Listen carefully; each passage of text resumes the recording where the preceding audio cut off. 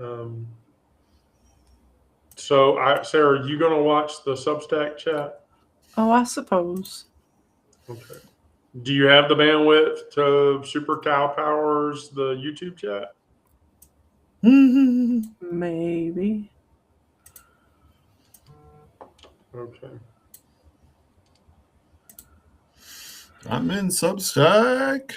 See if it crashes on me. Picking up an echo somewhere. Okay, logged in. Hello, hello, hello, hello. Yeah, like it's repeat. Maybe it's my headphones. Check to make sure you've got Substack muted. Yes. I have. Okay. Yes.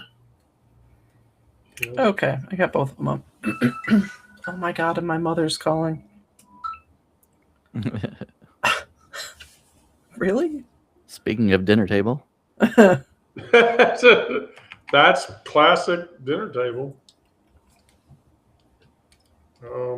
For sure. Well, Substack is going. Okay. So we do have the Yeah. Substack. Okay. Yes. Okay. So Going. give it a few minutes to let everybody filter in.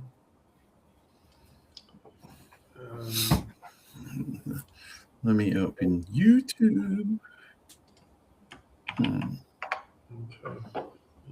Oh gosh, we're already up to 10 people. Mm-hmm. That's fairly amazing. Oh, I would not have expected that we would have 10 people already. So that's actually kind of cool. That's actually really cool. Okay. Let's just give it a second. There we go. Okay. All right. So today for trauma survival and then ritual practice,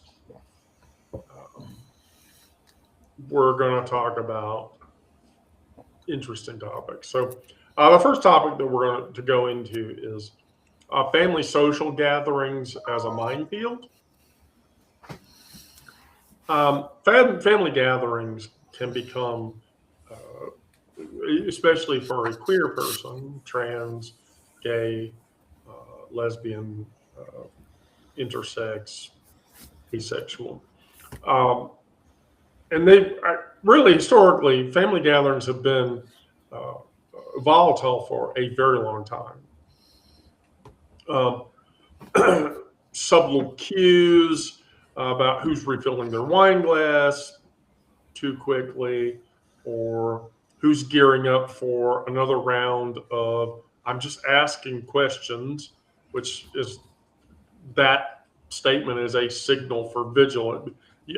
I immediately become vigilant when I hear people say, but I'm just asking questions, because usually those questions are, why are you gay, or why are you trans, or why do you like men, and all those stupid ass questions. And so those settings become a stage where identity is scrutinized and boundaries are pushed, often violated, and safety is negotiated totally in real time. From my perspective, where this became more relevant than any other was during the death of a family member. And so my parents and my brother and my sister and their respective spouses flew in for this event. And so Kira and I went to the church.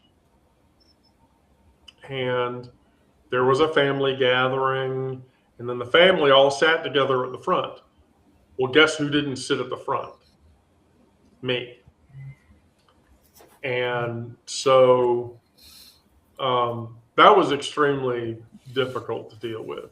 And so Kira and I are sitting in the back of the church, and my my dad walks in with my sister and my brother, and my sister is visibly crying because I'm not allowed to sit.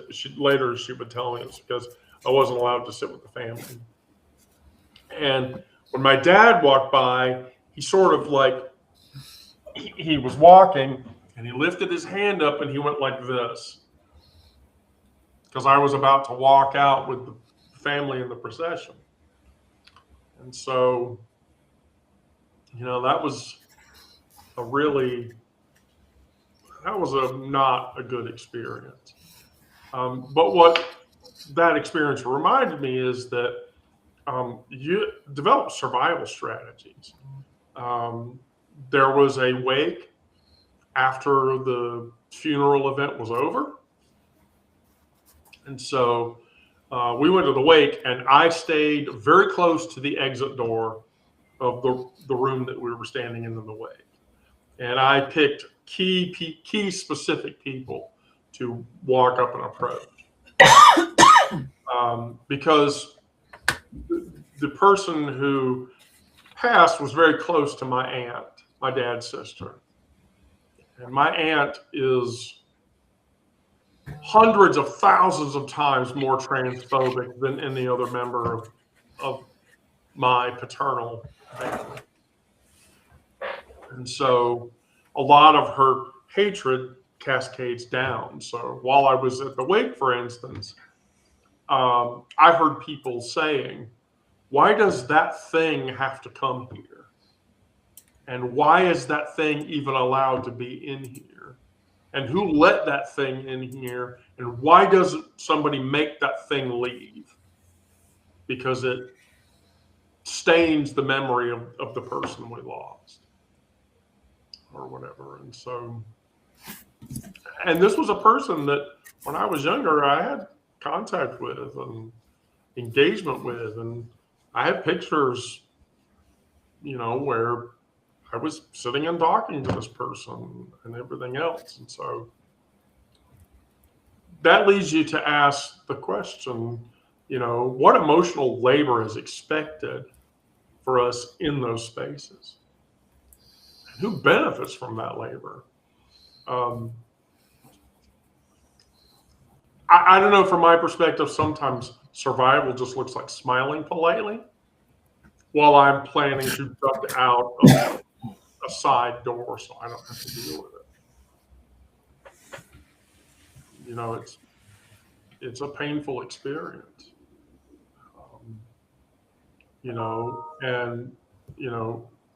How would anyone genuinely feel safe in a gathering like that? I can't imagine. So.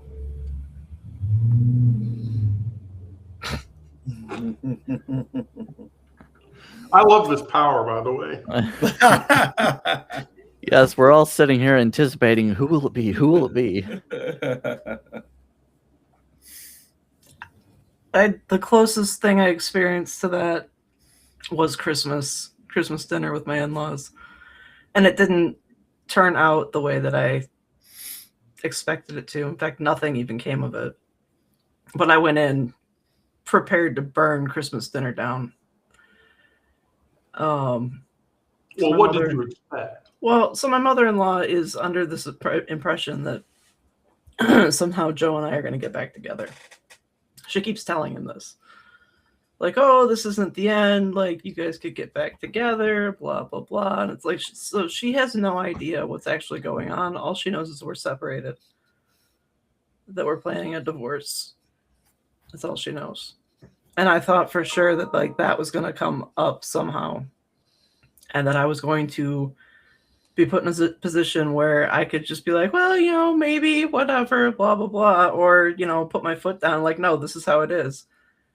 And essentially just, almost flipping the dinner table.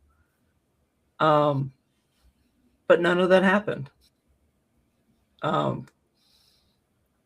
Kate and I walked in, and we didn't behave any differently than we normally would have coming to any other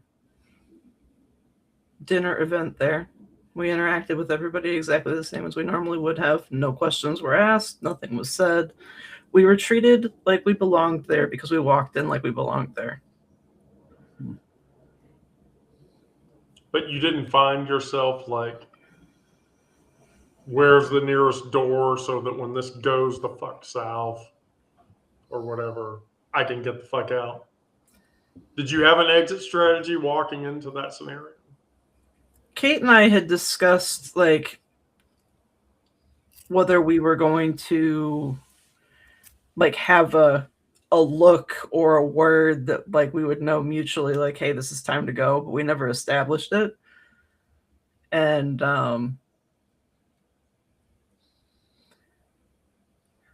knowing my in-laws the way that I do, if I stood up and said that I was leaving, they would not have tried to get in my way because they're both small and frail.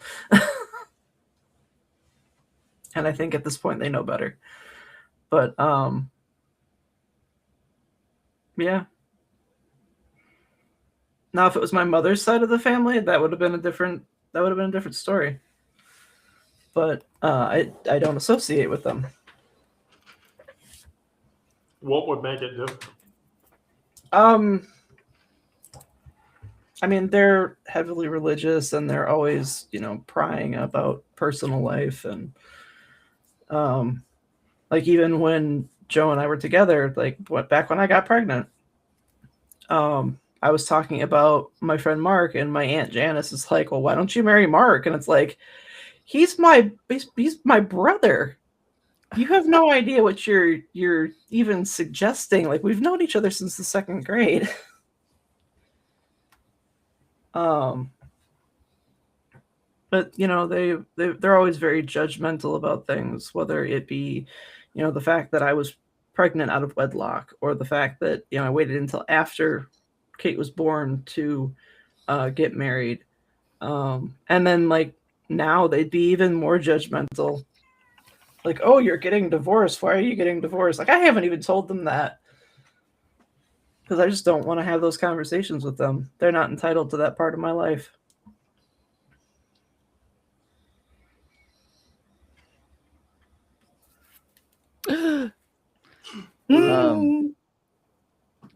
Yeah, I kind of feel a similar way as far as that I don't feel the need to tell my family certain things because they don't need to know that.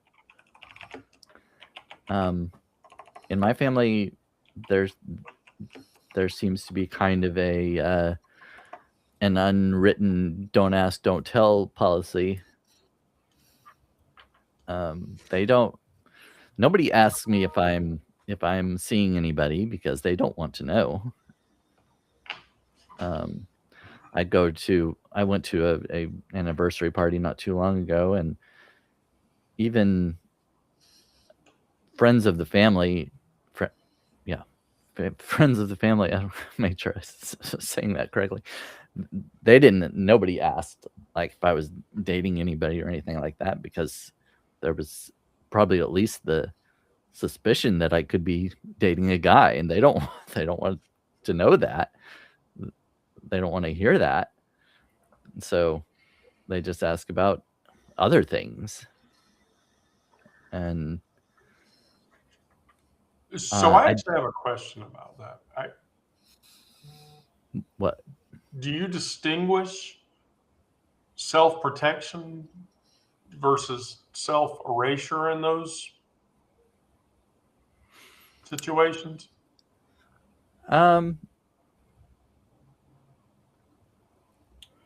It right now,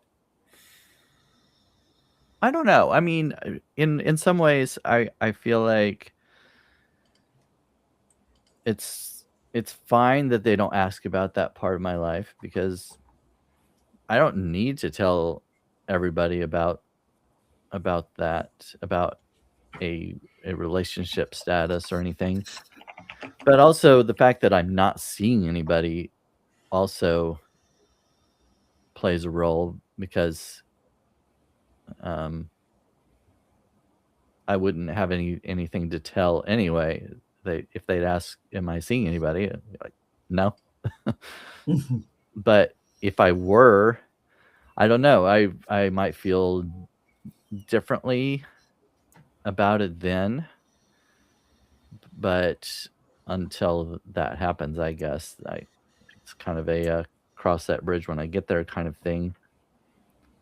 Now, at Thanksgiving, I brought a friend of mine, a straight female friend, and I did have some apprehension about that because I was afraid that somebody might have the crazy idea that we were dating or something. And you know, You're giving them fucking hope. I know. That's what I thought. I was like, well, we should not pretend at all like we're on that level, and but we speaking of a safe word, is it a safe word, exit word? I don't know what Right. Sarah was talking about, because she's not used to a lot big families that she doesn't know or anything like that, and we didn't have a huge gathering, but still, I told her maybe we should come up with a word or phrase or something if she was feeling uncomfortable. She could, and that would let me know, okay, it's time to leave. And so we came up with something, and after dinner we were kind of sitting around talking and whatnot, and she said something about my cat Zoe, and I said, what about her? and she was like, I got Zoe. and I'm like, and Brandon completely missing the code word. No, but this is the issue, though. That was not the code word. Oh, that wasn't the code word. She I was was just like, making why are you asking about my cat? And that, we were not within earshot of anybody, and she said the code word. I was like, that's not the code word. And so neither of us could remember what it was. Oh no. But anyway, I mean, she basically, since she said the code word, mentioned that's the code word. I'm like, that's not the code word. But anyway, we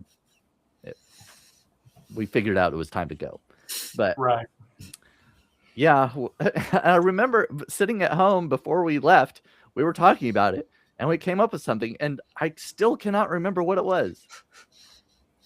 But anyway, next time we need to be more clear about what it is. You need to write it down. I know. I guess so. And we weren't even high or anything. Banana. Hey, What? Brandon, I'm eating a banana. That's code for something else. But No, that's not the upside down pineapple. Everybody understands that, right? The upside down pineapple. I know Yeah, it means something. I I don't remember remember what you were- specifically.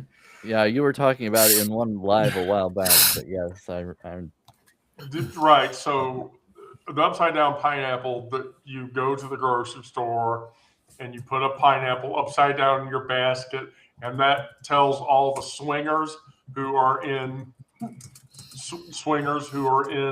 the grocery store that you're available. So if you put a pineapple in your basket upside down and people approach you and say, hey,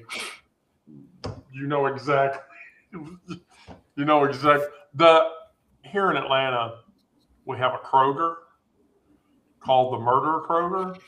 Yay! That's another thing entirely, is that there are Krogers in the Atlanta metro area all have names, but the murder Kroger, and it was called that because somebody was killed there. We have a murder McDonald's. Yes, and it took the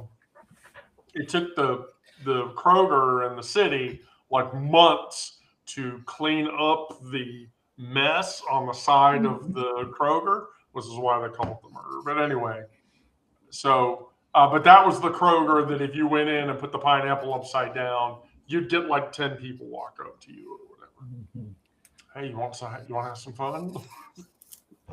Well, So, I am not going to be putting a pineapple upside down at our family gatherings. And I'm Now not that would going be to interesting.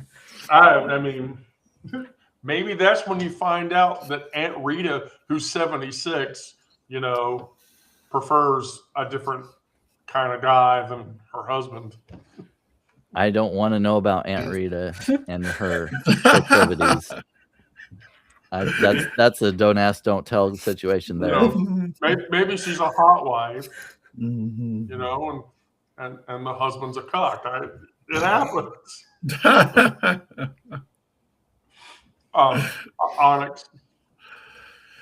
When I was younger, it was at the dinner table. It was do as you're told, eat this.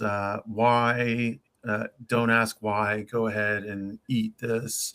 As I got older, the questions around the dinner table and the conversation, we always kept it light. It wasn't deep. It wasn't probing. There were no questions. As a matter of fact, there's this meme that comes up that I always relate to that says something about, queer life is your parents not knowing what you did in your 20s and 30s, or not knowing you in your 20s and 30s. And yeah, I relate to that a lot. My parents don't really know me. I've purposely kept things from them. I've hidden a lot of my life because I know they won't approve. They are like, my whole family is religious. I am not, and that is something that we butt heads on all the time. Sarah said something about burning things down. Whenever I get into a manic episode, just everything comes out, and to the fault of myself, and my parents don't want to hear it, but they get to hear it anyway. And that's how they learn so much about me. Otherwise I would never say anything. It's just not something. It's like everyone said, it's a don't ask, don't tell. And part of it is self-preservation. Part of it is just like, fuck you, all these years, and you've never probed, you never questioned, you've never asked, you've had to have some idea, but nothing. So in terms of being in like areas with the whole family, whether it be parties, someone's birthday, events outside the house, me and Egg just have a look, and we know usually it's around 2 hours. 2 hours, and that's our breaking point. I have to leave, flee, and we need to be back in our own part of the world, where we can both recover. We just don't do family events all that long. We did do one family, what's it called, when all your extended family gets together, and that was kind of crazy and probably something we won't ever do again.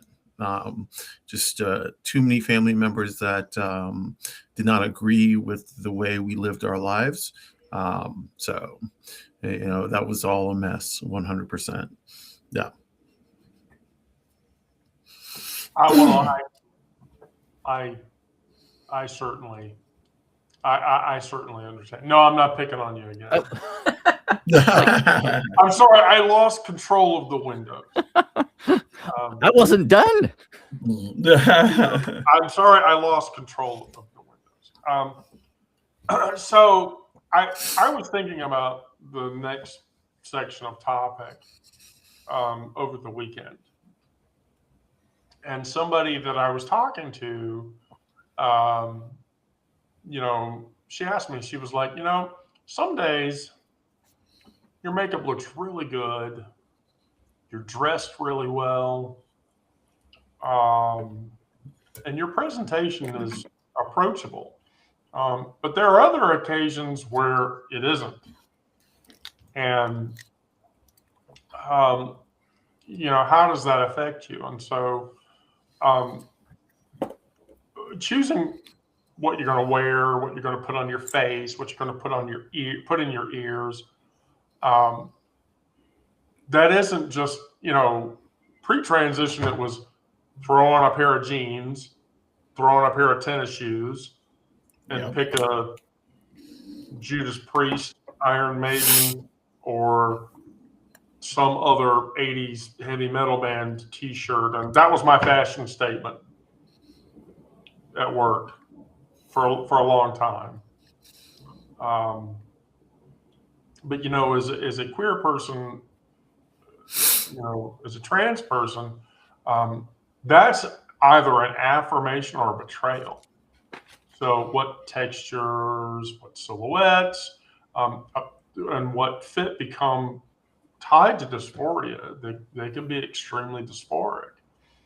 And then further still, from my perspective, the better that I get at it, like if I hit it way up on the head, I can look perfect to myself. I could go out into a social situation and somebody could choose to have a serious problem with that, which it's happened before. And so from my perspective, the mirror becomes a negotiation. A long time ago, I just quit wearing earrings. I need to wear them more often because when I do wear them, they frame my face in a certain way and it looks attractive.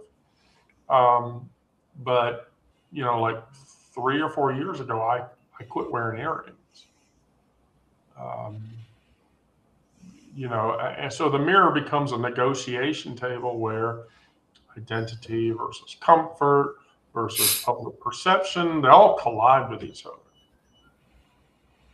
And so, from that perspective, I look at my wardrobe and my makeup counter as a toolkit.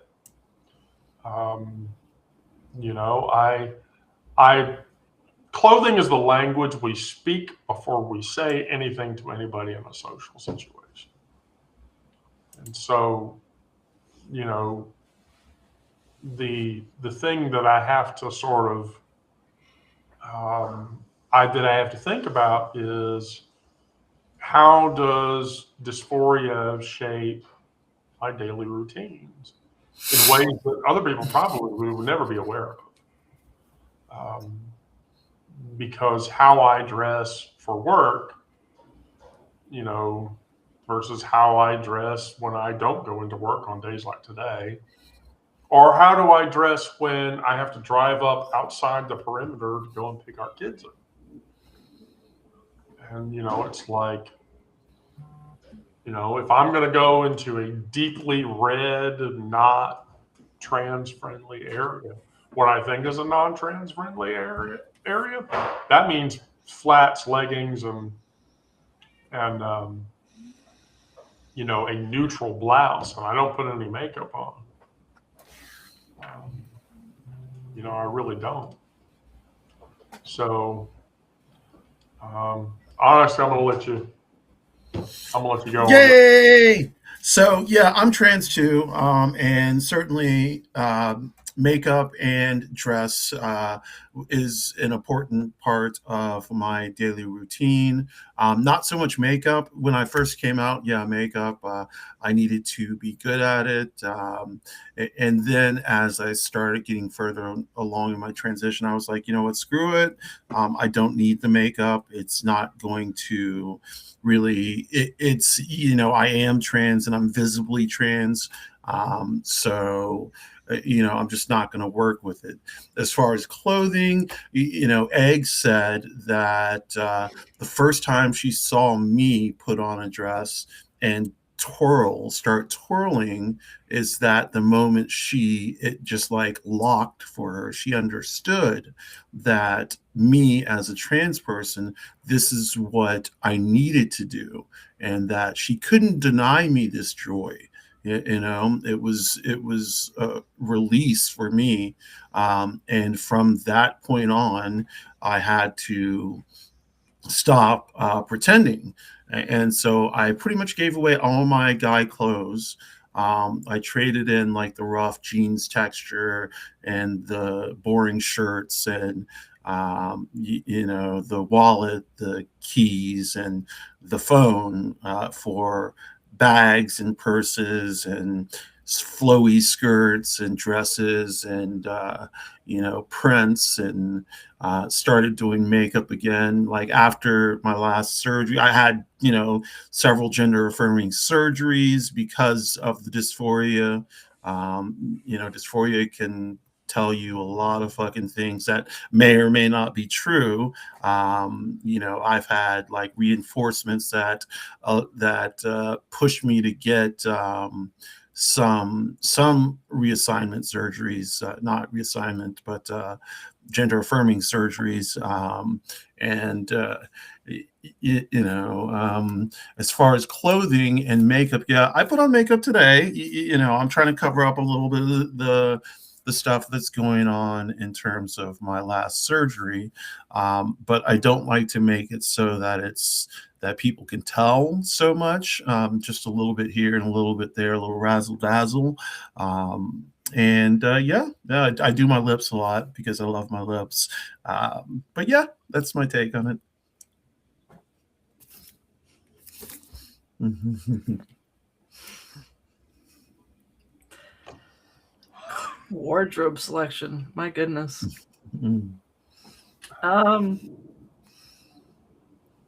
I can't say that I put a lot of thought into it other than what is going to fit and what feels comfortable. Like if I could get away with wearing sweatpants to work, I would. Because jeans just, I don't know, they don't sit right, they don't fit right. They're either too small or too big, and the same pair aren't going to fit the same way twice.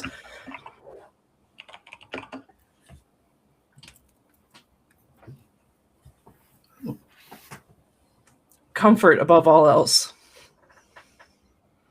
Yeah, but why? Why? Why wouldn't I want to be comfortable? I'm so uncomfortable in every other aspect of my life. Why not be comfortable in my clothing?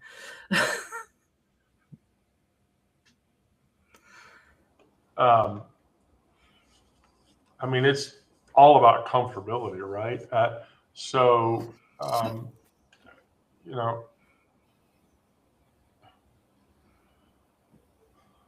What small wardrobe choices have the biggest emotional impact?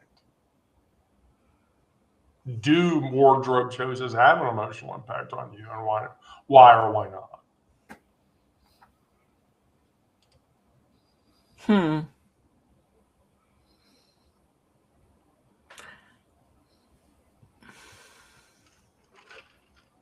So this isn't so much a wardrobe choice now because everything's been switched over to this, but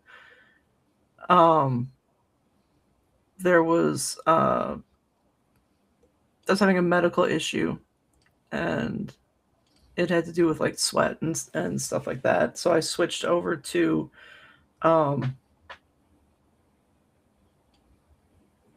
they're essentially boxers, but they're designed for women. And are they boxers? No, it's okay. It's by Duluth Trading Company. Oh, right. And I wasn't sure how I felt about them when I first got them, but I ended up really liking them and have switched everything over to those over the past 3 or 4 years. 3 years. I hate using this term, but I have to ask: do you wear boxers and a wife beater? I wear a variety of tank tops to sleep in. Yeah, and then too, why are white tank top shirts called a wife? I never understood why it was called that. Because it's a stereotypical outfit of somebody who beats their wife. Okay. Yeah, I guess I sort of figured that, but have we reached a point where we can't use that terminology anymore because it's clearly toxic? I hope so. I mean, I don't use that terminology anymore. No. No. I don't use it either. Ribbed tank top. Yeah, ribbed for your pleasure. Rib for her pleasure, Brandon. I'm just gonna ask. I mean, what other word can you? It makes me think of my mom talking about, you know how they've got the Ruffles commercials where they say Ruffles have ridges? Oh, My mom says rubbers have ridges. Oh shit! Oh shit! oh.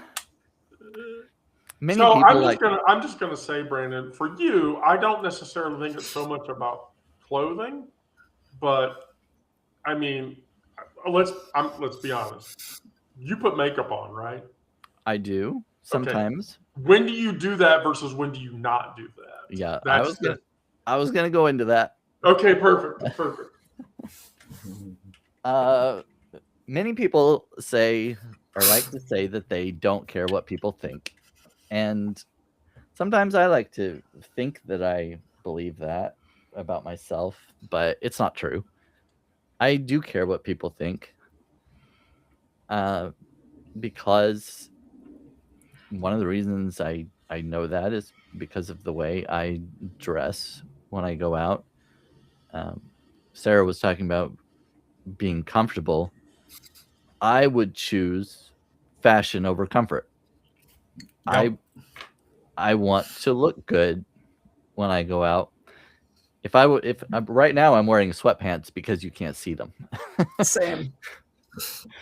But I'm wearing a nice looking sweater because that's what you're gonna see.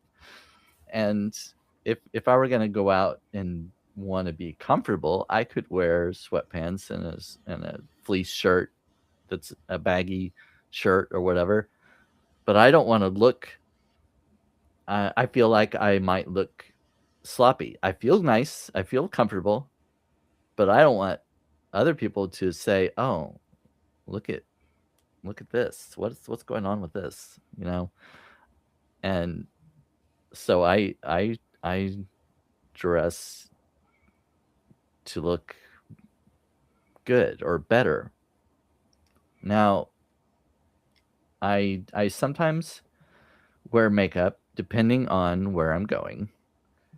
I do not wear makeup when I know I'm going over to my parents' house or relatives because I'm afraid they might notice that I'm wearing makeup and ask me about it or say something about it and ask if I'm trying to be a girl or something like that or whatever. Earrings too. Sometimes they know my ears are pierced and I wear earrings around them, but there's sometimes that I don't like if I don't know if I'm going to an event at a local church or something like that. I may not wear earrings to that because a lot of the churches around here are very conservative, and even though nowadays tons of straight guys wear earrings, in both ears. There's no, how it used to be. There was That coding is a lie, by the way. Yeah. No hanky code. Yeah. The earring thing, wearing it in one ear meant one thing, and I don't think that's not really a thing anymore because most guys now, when they get their ears pierced, they'll pierce them both. I think. Sometimes it's just one, but it seems like it's pretty common. But even so, my family and a lot of people around here are still kind of stuck in that conservative mindset, that time period where guys don't wear earrings. Guys aren't supposed to wear earrings. And it just depends on where I'm going, who I'm going to see. There was one day not too long ago, I was out at a local store, and I saw my aunt there, who was very conservative and judgmental. I've mentioned her many times before, but I was wearing makeup at that time, a little bit. Not, I don't think it was too obvious. I don't know, but and I didn't have glasses on, so I had a little bit of eye makeup, mascara, and a little bit of eyeliner. I think I can't remember, but and I saw her, and I quickly got my glasses out and put them on, and I was like, well, maybe that'll at least hide a little bit of it. I don't want her because she would probably say something, and I didn't want to have that conversation. But yeah, I still, along with the family dinners and things, I choose avoidance a lot of times. I just don't want to deal with the confrontation, the questions, interrogations. I just rather avoid it, and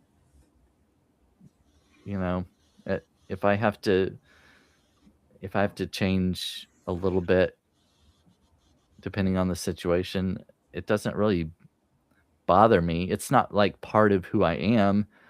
I do enjoy it, enjoy putting it on, and if I'm going somewhere in public where I might be meeting somebody new or whatever, but it's not like, I don't know, it's not like, I don't feel like it's a part of who I am, that I always need to wear it and people need to get used to it, that kind of thing.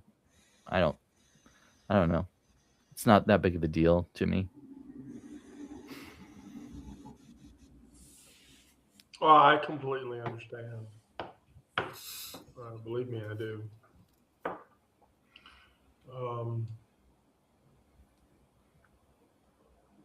So now I'm the target. So the other thing that I was going to talk about today was queer inclusive living. Well, we could talk about queer inclusive living spaces or office chatter.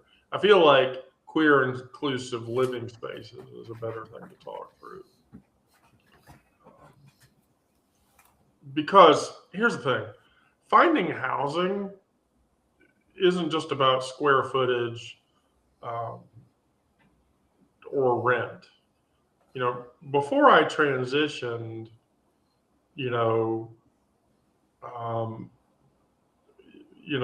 living in an apartment was, which apartment could I afford, and was it nearby? Was it advantageous for me to live there because I could get to work?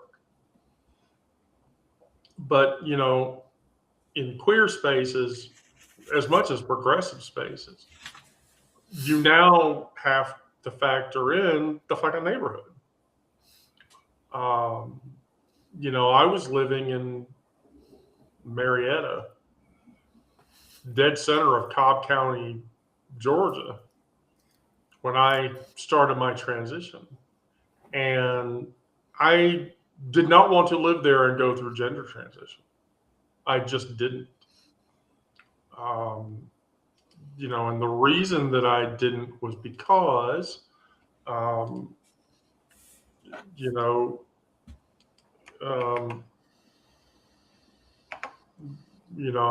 didn't feel safe in those areas. And as it turns out, there were some things that became evident of that. Because remember, this was, 2019 going into 2020. Trump was in his first term, and I started my transition. So I started female presenting. And there was one occurrence where I went to the Kroger which, by the The way, murder one. no, not the murder one. The one on the corner of Whitlock and Burnt Hickory Road, in virtually in the city of Marietta. And the reason that I would go to that Kroger was because I lived literally right behind it. The apartment complex I was living at the time was right behind it. So I went there one day, and I was wearing 6-inch stilettos and opaque tights and a mini skirt and a crop top, and I did my makeup like flawlessly, and I had one of my wigs on even. And I went to the store to pick up grocery items because my therapist was like, you need to present and go out in public. And so I did. And so I pulled up, and while I was getting ready and working up my nerve to get out of the car and go into the store,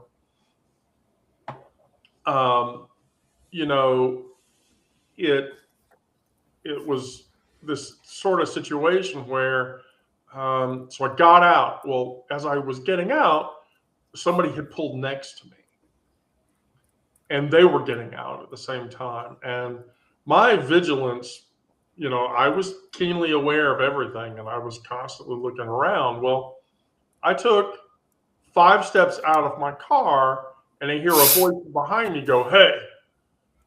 And I turned around to see who it was. Maybe it was somebody I knew. Didn't sound like it, but it was a guy. And he looked at me and he said, and I'm going to use slurs to convey this story, I thought Trump was going to deport all of you faggots to another country where you belong, because you don't belong here, fucking up our country. And so I and when I looked to the left, I noticed his van had MAGA stickers and shit all over it. And so anybody who's seen me, Sarah has seen me in real life. So with Onyx too, it was a while ago, but I'm 6'6" and I weigh about 250. So in 6-inch stilettos, I'm even taller than that. And so I walked over to him, visibly looking down on him. And I didn't realize there were like 3 or 4 people standing around. I took my glasses off and I went, "Hey, you know what? I think you're really cute. And I think what we should do, we should get into your van, and we should go to the back behind the store, because I really want to do stuff to you." And put my glasses back on, settled my purse back on my shoulder, and walked out. So, and he ran. He dove back into his van and drove off. And so as I was walking out of the store,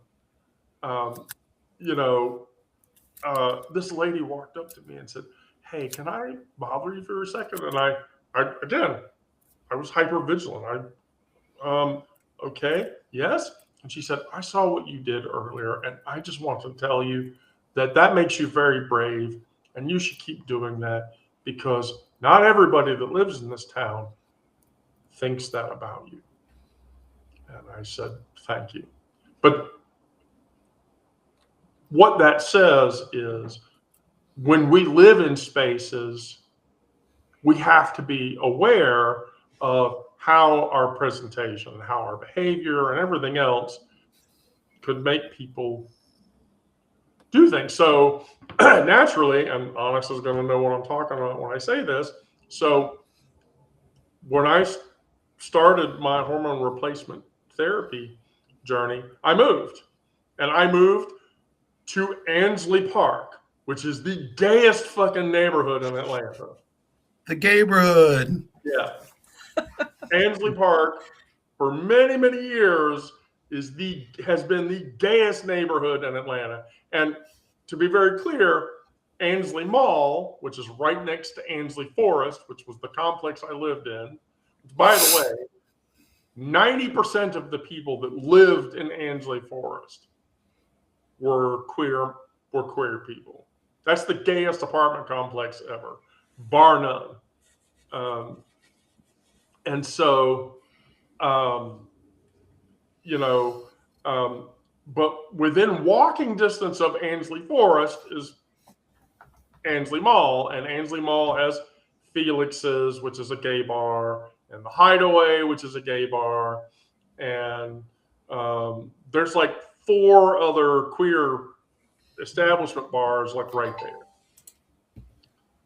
And so that, in my mind at the time, that was the gayest place that I could live, where I would work on my transition and it wouldn't be a problem. You know, I'd walk out of my living space and people wouldn't care. Categorically, the next 2 places that I moved, it was the same deal. I moved to Brookhaven because Brookhaven, the east side of Brookhaven, so Brookhaven on the east end, which is La Vista and Briarcliff, very gay friendly, very Jewish. Beth Jacobson is the synagogue that's there, but very progressive Jewish neighborhood. So very queer friendly neighborhood. Didn't have a problem there. And then moved here, Eastlake, which I literally predicated on moving here based on the number of pride flags that were hanging up on houses in the neighborhood. That was how I decided to move here. But what that means is community networks become essential, screening landlords through queer circles, mapping neighborhoods, driving through neighborhoods, and like seeing how the neighborhood presents before you decide to move there. Those are all things that you take into account for when you move into a space or you live in a space, because, you know, a queer friendly neighborhood means you're not getting stink eye going to the grocery store. You're not, you know, getting looks when you're walking down the street, or you're presenting in a certain way and people walk up to you and go, hey, those boots look really good on you, or that dress looks really good on you. When you live in a queer positive neighborhood, that happens all the fucking time. When you don't live in a queer positive neighborhood, it becomes a different story entirely. It really does. So now I'm going to pick on Brandon. Well, even if there aren't queer positive neighborhoods, just the apartment building you're moving into could be, you know, you need to kind of take a look at that, and like when you walk out your door, the person across the hall from you, are they, what are they like? How are their feelings about queer community? And are you going to get this? Are you going to have problems every time you meet in the hallway or see one another or whatnot? But well, going back to your story, the way things are going, I kind of wish I would get deported. I don't know where I would get deported to. I mean, this is where I was born, so I'm not sure where they would send me. I'm not and I'm not sure what he would be talking about. Deport us? Where are they going to deport us? Yeah, the dude in the Kroger, I mean, the MAGA mentality is severely a confined emotional spectrum that lacks a specific amount of intelligence. Yeah. Yeah. I mean, maybe there's amount of intelligence. Is there an island somewhere like Fire Island or something? If there were like, if they send all the gays to Fire Island, I'm okay with that. That sounds awesome. But anyway, yeah, I kind of am where I'm living now. It's I'm in a rural area and it's cheap. I can afford to live here and still do freelance writing and my Substack and everything. And so I choose that over moving to a more urban area where I know I'd have to pay a lot more for rent and I would have to find another job or an additional job or whatever. But I don't know. There's definitely positive and negatives about either scenario. Do you live in a place where you have more community, but you have to go to a job that you hate every day? It's No. kind of I was at a job that I hated, and working with people that were very negative, and I just looked at the clock and it seemed to be moving backward, and I would go home and dread going back the next day. And I don't want to have to deal with that. I mean, if I'm able to do what I love every day, and then I have to travel a little bit to find activities and community, for right now at least, I'm okay with that. I hope to build up what I'm doing, and maybe I could afford to have both. But that's asking a lot, you know. I don't know if that's even possible, but I'd like for that to happen eventually. I don't. That's not unreasonable. You know, one of the issues that I ran into taking the job where I work now, it was less pay, so it wasn't market rate, but I've been writing enough that, you know, I'm into 5 figures on my publication. You know, I made my $10,000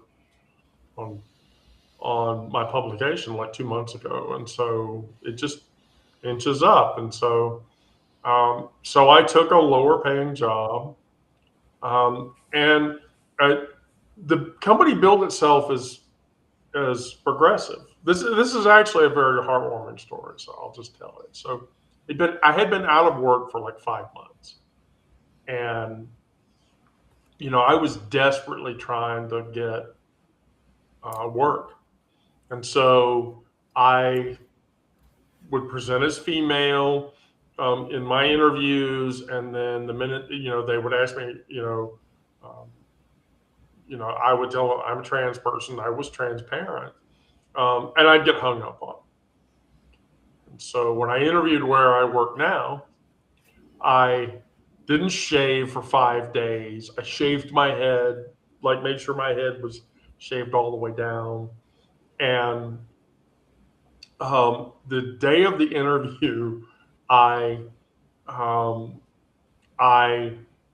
was late to the interview because I was eating lunch or whatever, and then it went out of my head, and I was like, "Oh shit, I gotta go get on a call." And so I went and just grabbed a shirt out of my closet, not paying attention to what shirt I was grabbing, put it on, and then got on the call with this girl and talked to her for like half an hour. So she says to me, she says, "I have a question." And I said, "Okay." And the interview went really well. I mean, you know, I knew all the answers to her questions. I knew all the technical details of what she was asking, et cetera, et cetera. And so she tells me, she says,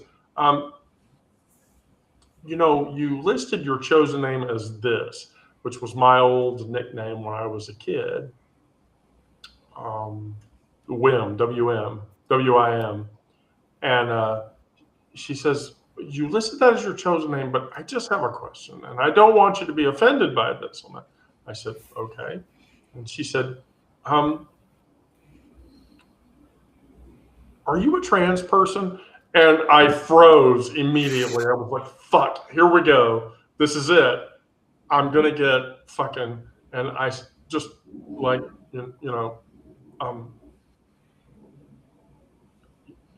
yes, don't hang up on me. She said, no, I'm not going to hang up on you. And I said,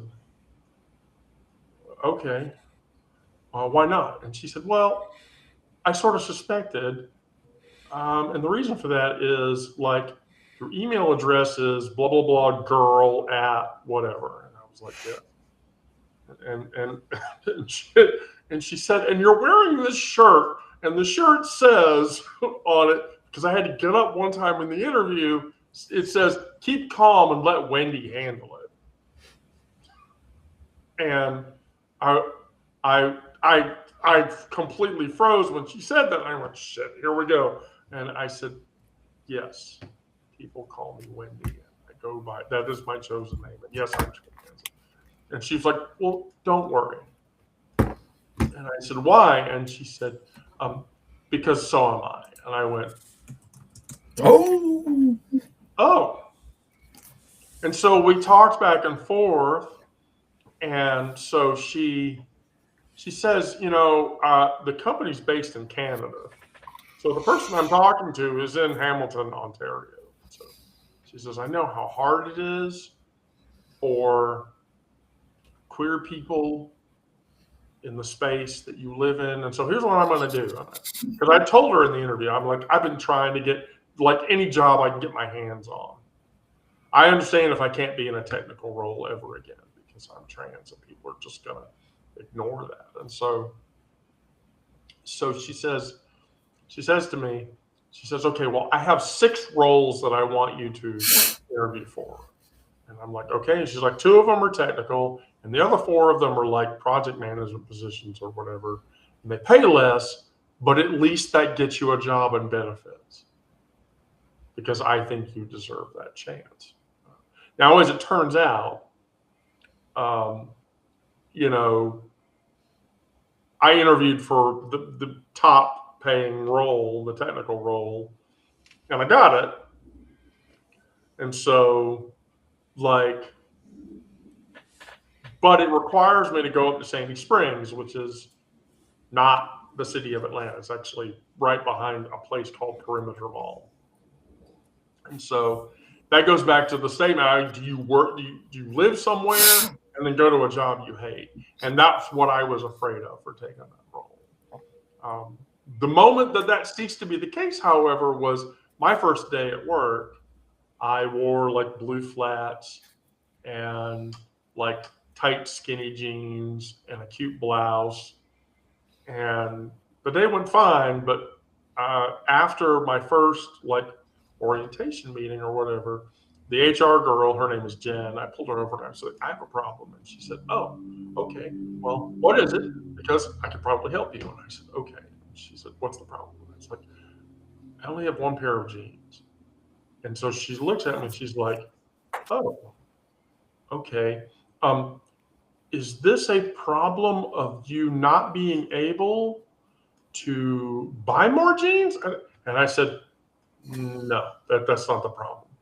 And so she looked down and she saw my cute blue flats or whatever. And she went, oh, okay. So I want you to go out to Amazon and find this retailer. The name of the retailer is Urban Coco. And I'm like, okay. And she's like, they sell the cutest below knee length black office skirts that you can get. Buy like 8 pair of those, buy 8 of those skirts, and then wear whatever t-shirt you want on top of it and those blue flats, and you'll be fine. It won't be a problem. And if anybody gives you shit about it, you come talk to me and I'll take care of it or whatever. And so that meant that I was working a job that I didn't hate, where I felt included. And so now, yeah, I'm looking for another place to live. So I've like spec'd out like the 2 complexes that I can afford. I will tell everybody my rent for this house is almost $4,000. and it's too much.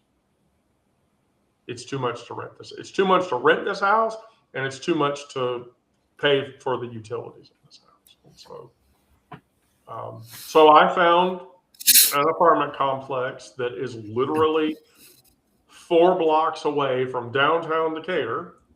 Downtown Decatur is the other gayest area of Atlanta that there is.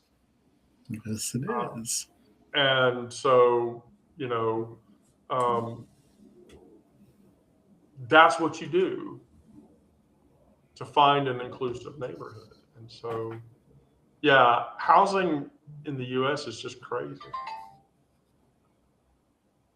It really is. So, honestly, if you live in Marietta, have you had the same challenges? So I started my transition in Sandy Springs. I lived in Sandy Springs for 13 years. It was, what I found in Sandy Springs is that people mostly left me alone. And there's something called a real life test, which is like Wendy explained, where you dress in your chosen gender. Before you start hormones or HRT. It's kind of insane to me, but I guess whatever. I was walking around, no hormones, like Wendy. The first time, I went out, I was terrified. It was strange, but fine. We didn't really scope out places that were queer friendly. We scoped out places that we could afford and that we could get into pretty quickly because we were coming back from South Florida. And South Florida was not the place to be in terms of, for me, in terms of transition. It was really, there was this machismo, this level of, I don't want to say misogyny, but misogyny, and like, all I can explain it is like cologne and muscle cars. And that just, it wasn't my vibe. So now we moved to Marietta. So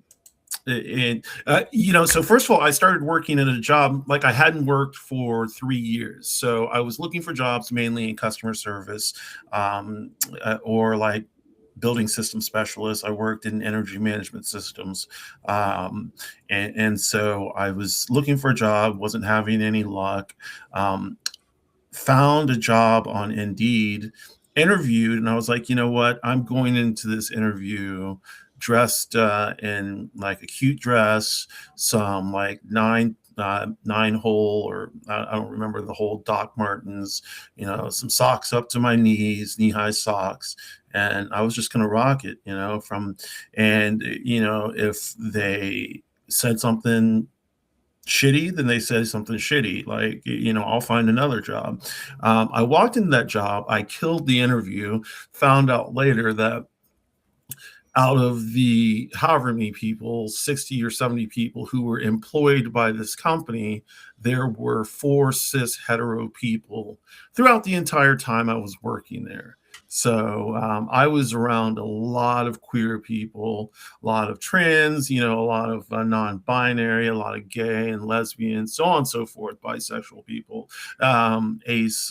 There was a lot going on, and to the fact that it was also a magical shop and a bookstore, so it had cats and crystals, and it was my vibe, and I was able to dress the way I wanted, dress in a style that fit me, and it allowed my personality come out more, and it allowed me to explore my gender further without necessarily having any restrictions on how I dressed. and the now at my apartment complex where I live, what we made sure of when we moved in here, first of all, is that it was safe. It is smack in the middle of East Cobb, so East Cobb is East Cobb. When I moved to East Cobb in 1989, it was like 98% white.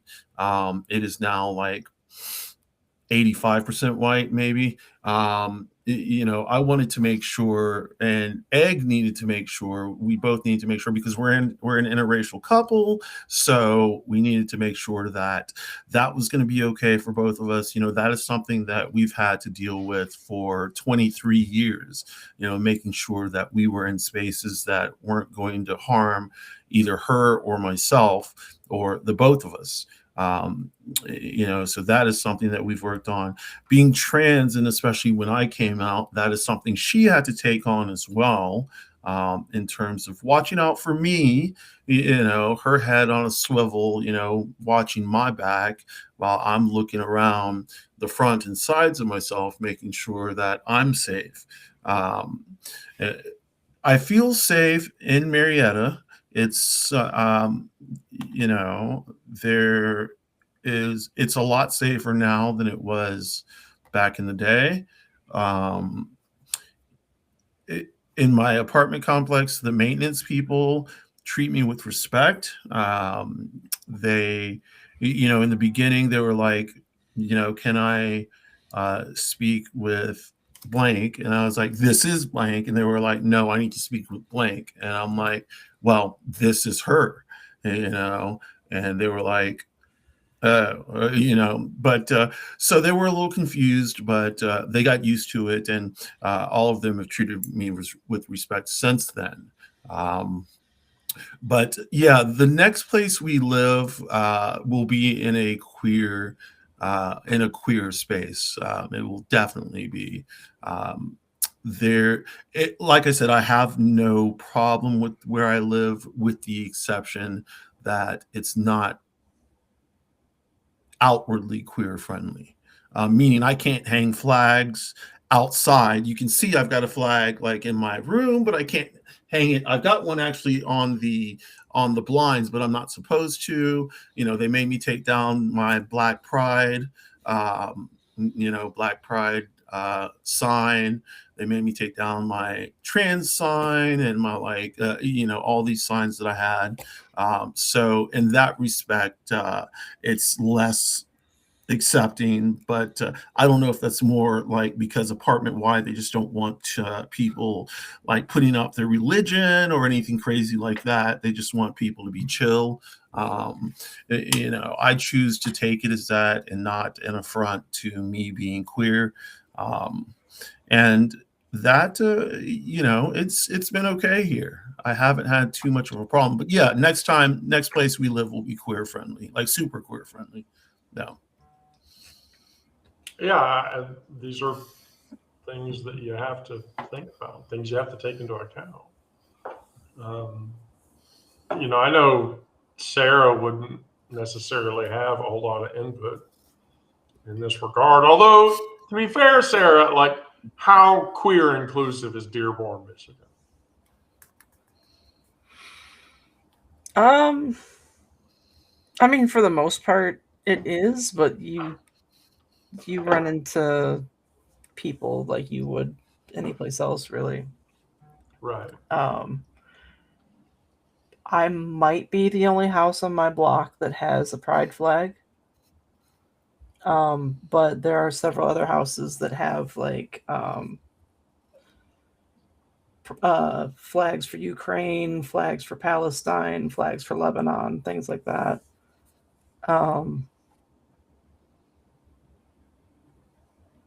I know I've had run-ins with at least one of my neighbors. I don't know what specifically instigated it, but the gentleman alleged to his dog that we were not good people. I just want to point out that this person's last name was not Berkowitz, right? I don't know. I don't even know this person's first name. Yeah, like not Sam Berkowitz Jr. That wasn't his name. I just want to be sure. Couldn't tell you. Do you understand that reference? Absolutely not. Okay. Sam I don't Berkowitz, aka the son of Sam, Oh, was a mass murderer back in the 70s, 60s and 70s. And he murdered people based on the fact that he got instructions from his dog to kill people. Oh no, his dog was coming over and like had gotten out of his yard and was coming over and kind of harassing us because we were out working on the lawn, and he came over with a baseball bat trying to wrangle his dog. with a Okay. baseball bat. Yeah, I know. He's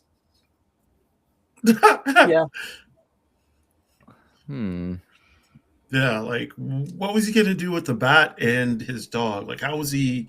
I don't know. I don't know. It Maybe didn't you work looked out like well. dog murderers, and he was gonna fight you off.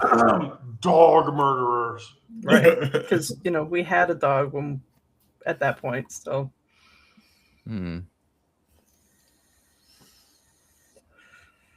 I mean, aside from Okay, that, I'm just gonna have to call out our reader Eileen, who's in the chat, by the way, who literally just sent me the picture of the coolest fucking heels I've seen. I'll never find them in my size, but those look really cute. I tried wearing heels once, and I wore them to my gastro appointment, and I swore I would never wear a heel again, and I haven't. It was the most painful experience I have ever had in terms of walking in shoes or heels. So never again. Platforms, yeah, but not heels. Completely understand. These are things these are conversations we have to have because we're living in spaces, and we're existing in spaces where, look, let's be honest. People are up in Minnesota right now, ICE agents, and they're kicking in doors. They're literally going door to door, kicking in doors to violate people. American citizens at its core. And further still, a queer woman, not literally a week ago, got a face full of bullets because she tried to get away from an ICE agent. He shot her in the face and killed her. And so these conversations, it now becomes necessary for us to have these conversations where, okay, I'm moving into a neighborhood where I know that if somebody comes to my door and starts yelling and screaming that they're going to take me away, that the people around me are not going to tolerate it. If I get called a fucking tranny or sissy or faggot or whatever, and they're trying to drag me out of my home, people around are going to be like, I'm not going to watch that shit. You need to stop that. Because that's what needs to happen. And so that makes these conversations necessary. When I walk outside, who can I upset? Who can I offend? And who will become unhinged because I'm out and behaving this way? And the fact of the matter is, the answer to that question should be nobody. The raw answer is nobody should be able to do that. And so, that makes it hard. But these are conversations we have to have.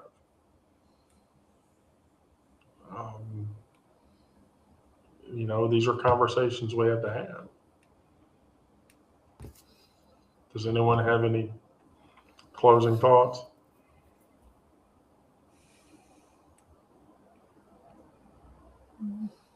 You're killing me, Smalls. You're killing me.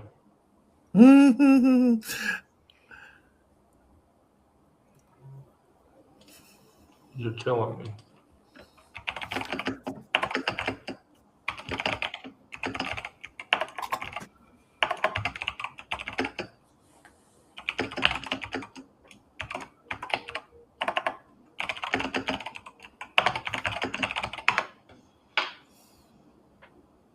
Wow, nothing really. Nobody has anything they want to. Okay, Yeah. I got some. Stop transphobia. Love the gays. Love all queer people. Love like Black Power. All good stuff. Fuck Trump. Fuck ICE. Ditto. Right. We have to consciously study how to be tender with each other until it becomes a habit. And none of these are separate struggles. They're all the same fight playing out across a dozen mundane stages. And the energy that we spend calibrating safety in these spaces, whether that be at family gatherings or finding a home or staring ourselves in the mirror or break rooms at work or going to the fucking grocery store, all of that compounds into a chronic weight that most people never have to carry. And that is the cost of existing while being a queer person. Turning every ordinary moment into a calculation, every simple task into a strategy. But what they don't tell you, the thing they don't tell you, is that survival itself becomes that resistance. Yes. Showing up. Yes. Being visible when you could hide, still carving out joy in the hostility of the outside world. That's not accommodation. That's defiance. And that's what we've had to do. We've had to do that for the last, 30 years. We'll have to do it for the continuing 30 years. That plays out. So, I'm sorry, everybody. We went over by like 20 minutes. Brandon, if you have another thing going on, I apologize for running you over it. No, nothing specific. Just on with life and work. Right. Well, with that, and against, of course, all the people watching who are watching, thank you for watching. Thank you for participating. And then we'll be back on tentatively Thursday, but definitely Friday at 1 o'clock for Trauma Live. Brandon, Onyx, Sarah, thank you. Everybody else that's watching, please be safe out there. Do good things. I can't do this without my band members. We're never breaking the band up, right? Please tell me we're not breaking the band up. Not that I can tell. Okay. Let's not break the band up. Because when we go on stage, people react positively, and I want to keep doing that. But I love you all. I can't do this without everybody watching. We can't do this if we don't come together 2 times a week, 3 times a week. And so let's just keep doing that. And with that, I will say, I'm not going to, Edward Murrow, good night and good luck. Even though it's in the middle of the fucking day.